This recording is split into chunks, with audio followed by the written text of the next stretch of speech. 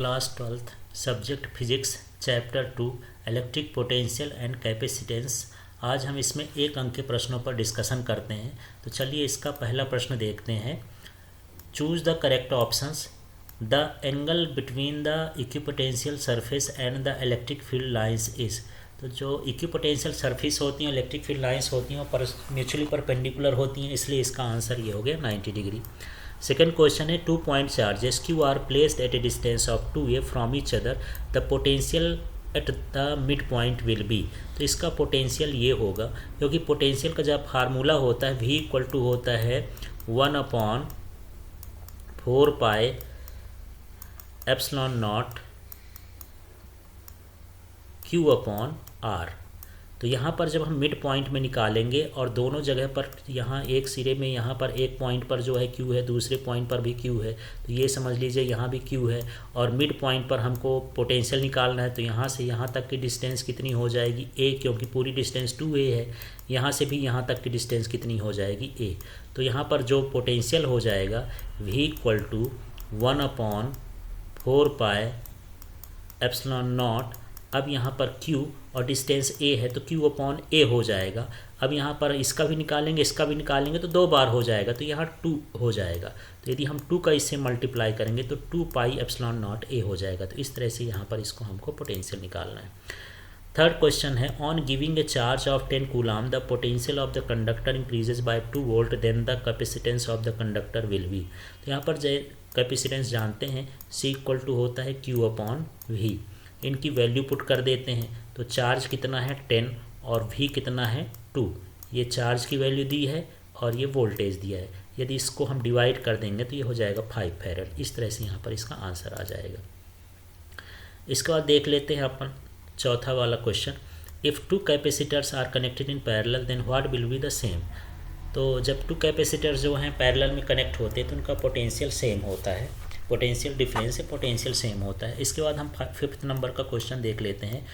2 capacitors of equal capacitance are first connected in parallel then in series, what will the ratio of the capacitance in both. तो चलिए सबसे पहले जब हम parallel में जोड़ेंगे तो CP इक्वल टू हो जाएगा C प्लस C बराबर कितना हो गया, इक्वल टू 2C। ये पैरेलल का हो गया। जब हम सीरीज में जोड़ेंगे तो ये सीरीज का फार्मूला होता है 1/CS। CS मीन्स सीरीज का है, तो ये हो जाएगा 1/C प्लस हो जाएगा 1/C। तो इसको हम क्या लिख देंगे, ये हो जाएगा 2/C। फिर इसको हम उल्टा करेंगे, रेसिप्रोकल करेंगे, तो ये CS ऊपर चला जाएगा, तो ये CS इक्वल टू, यहाँ भी उल्टा करना पड़ेगा, ये हो जाएगा C/2। अब इनका हमको रेशियो निकालना है CP का और CS का। तो ये CP अपॉन क्या लिखेंगे CS। तो जो CP की वैल्यू है वो है 2C और जो CS की वैल्यू है वो है C/2। तो यहाँ से C कैंसिल हो जाएगा, ये 2 ऊपर चला जाएगा, तो कितना हो जाएगा 4/1। तो इसका रेशियो हो जाएगा 4/1। इस तरह से इसको सॉल्व कर सकते हैं। इसके बाद 6 नंबर का क्वेश्चन देखते हैं। The value of potential at point located 5 metre away from the charge 2 microcoulomb will be. तो यहाँ पर हमको पोटेंशियल निकालना है, तो पोटेंशियल का फार्मूला देख लेते हैं।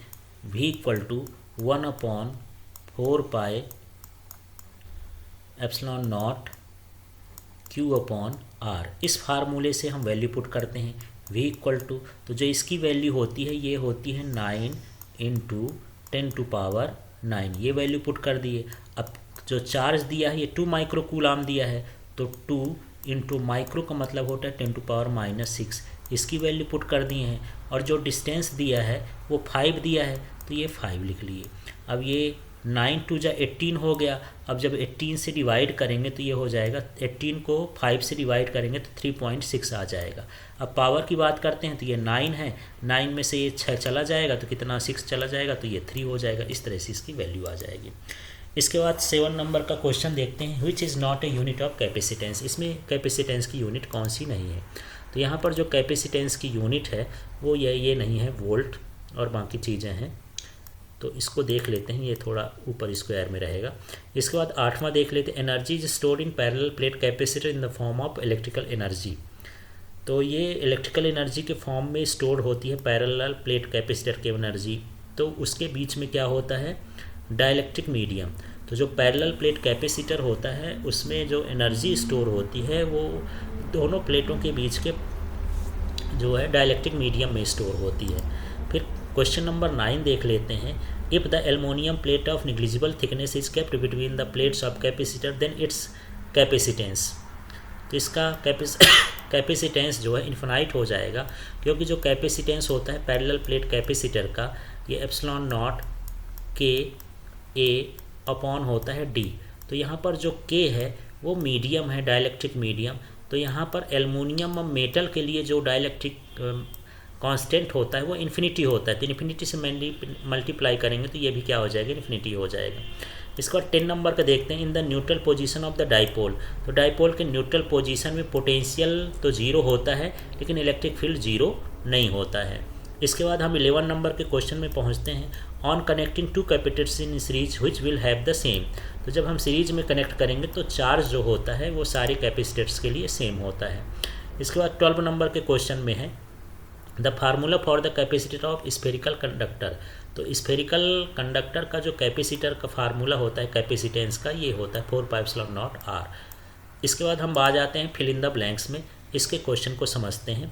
1 फराड इक्वल टू, तो 9 × 10⁻11 स्टेट फराड होता है। 1 joule equal to coulomb into volt होता है। यहाँ से निकाल सकते हैं कि यहाँ जो वर्क होता है ये होता है Q/V, उससे हमको निकालना है ये जो V जो होता है V इक्वल टू होता है W/Q। तो उस फार्मूले से यदि हम इसको निकालेंगे तो W इक्वल टू हो जाएगा QV, तो Q की वही यूनिट हो जाएगी कूलाम, V का हो जाएगा वोल्ट और वर्क का हो जाएगा जूल। इस तरह से निकालना है। Electric potential is scalar quantity. The formula for potential at distance r from charge Q is V equal to 1/4πε0 Q/r। The standard potential of earth is 0। The electric potential along the electric field decreases. The SI unit of capacitance is farad. The net charge of capacitor is 0. On increasing the distance between the plate in parallel plate capacitor, its capacitance decreases. तो ये formula होता है capacitance का capital parallel plate capacitors का, ये ε0 A D। तो यहाँ पर यदि यहाँ पर देख लेते हैं कि यहाँ जो डिस्टेंस है उसको हम क्या कर रहे हैं, इंक्रीज कर रहे हैं।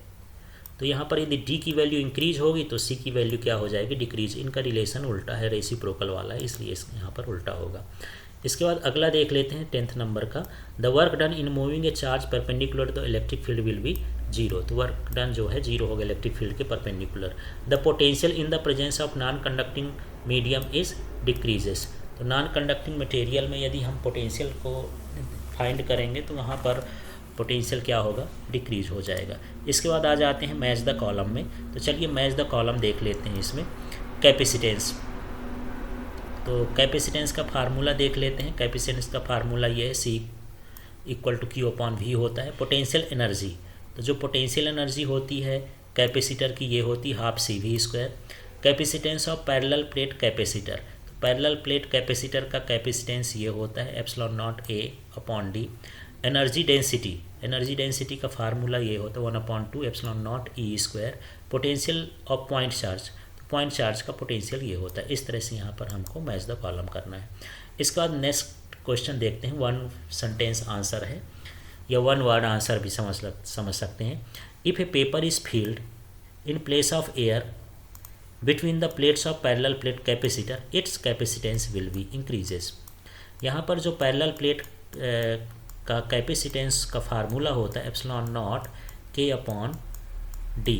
यदि हम एयर की जगह पर पेपर डालेंगे तो K की वैल्यू बढ़ जाएगी, जिससे C का वैल्यू भी बढ़ जाएगा। Electron volt is the unit of physical quantity, तो व्हिच फिजिकल क्वांटिटी, एनर्जी की यूनिट होती है इलेक्ट्रॉन वोल्ट। थर्ड क्वेश्चन है due to an electric dipole at which points the value of potential is maximum, तो at the points located on axial line, axial line में जो potential होता है dipole के वो ज़्यादा होता है। इसके बाद यहाँ पर देख लेते हैं what is the potential inside the charge hollow sphere, तो हॉलो स्फीयर के अंदर जो पोटेंशियल होता है या किसी भी कंडक्टर के अंदर जो पोटेंशियल होता है वो कैसा होता है, कांस्टेंट होता है। Due to an electric dipole at which point is the value of potential is zero, तो at the points located on equator, equatorial position में जितने भी पॉइंट होते हैं उनका पोटेंशियल क्या होता है, जीरो होता है डाइपोल में। इसके बाद 6 नंबर का, when A dielectric material is placed in external field why does the intensity of electric field inside decreases, because in the molecules of dielectric material electric dipole moment is induced in the opposite direction of the electric field। तो जब हम dipole, ये जो हम dielectric medium रखते हैं तो उसमें इलेक्ट्रिक फील्ड जो होता है वो एक्सटर्नल इलेक्ट्रिक फील्ड के अपोजिट डायरेक्शन में इलेक्ट्रिक फील्ड बन जाता है, इसलिए जो होता है वो इलेक्ट्रिक फील्ड डिक्रीज हो जाता है। इसके बाद यहाँ पर हम देख लेते हैं 7 नंबर का क्वेश्चन है, if two charge conductors are connected when will energy is not dissipated. तो जब उनका पोटेंशियल सेम रहेगा दोनों कंडक्टर का तो एनर्जी का डिसिपेशन नहीं होगा, खर्च नहीं होगी। इसके बाद हम बात करते हैं 8 नंबर के क्वेश्चन में। 8 नंबर का क्वेश्चन है, what will be the effect on the capacitance of conductor if non conductor medium is placed between around it. तो इसका जो कैपेसिटेंस है इंक्रीज हो जाता है। Why capacitance are connected in series to get low value of capacitance. तो यहाँ पर जो सीरीज का फार्मूला होता है 1/c equal to 1/c1 plus 1/c2 होता है, तो इस तरह से कैपेसिटेंस की वैल्यू रेसिप्रोकल में होती है तो डिक्रीज होती है, इसलिए हम इसको सीरीज में कनेक्ट करते हैं। If two capacitors of same capacitance are connected in series what will be the combined capacitance. तो यहाँ पर यदि हम देख लें सीरीज में कनेक्ट है तो 1/c dash equal to 1/c plus 1/c, इसको करेंगे तो 2/c, फिर इसको रेसिप्रोकल करेंगे, इन्वर्स कर देंगे, उल्टा कर देंगे तो c डैश ऊपर चला जाएगा, तो यहाँ भी जो है c ऊपर चला जाएगा, 2 नीचे आ जाएगा, तो c/2 हो जाएगा इस तरह से। तो इस तरह से हमको 1 मार्क्स के क्वेश्चन समझना है। बाकी इसकी जो लिंक है वो आपको इसमें मिलेगी, चैप्टर्स के वीडियो आपके मिलेंगे जिसमें 1 मार्क्स, 2 मार्क्स, 3 मार्क्स, 4 मार्क्स के क्वेश्चन रहेंगे। Thank you.